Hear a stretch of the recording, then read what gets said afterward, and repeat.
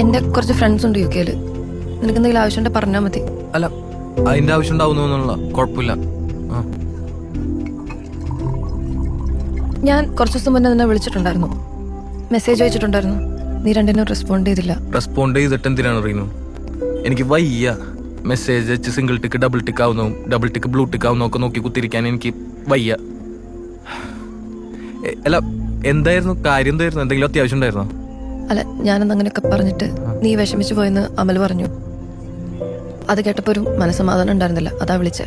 ഓ, നിന്റെ മനസ്സമാധാനം അതെപ്പോഴും ഓക്കെ ആയിരിക്കണം അല്ലേ? അച്ഛൻ അമ്മ കുട്ടി, അച്ഛൻ അമ്മ കുട്ടി, അച്ഛൻ അമ്മ കുട്ടി.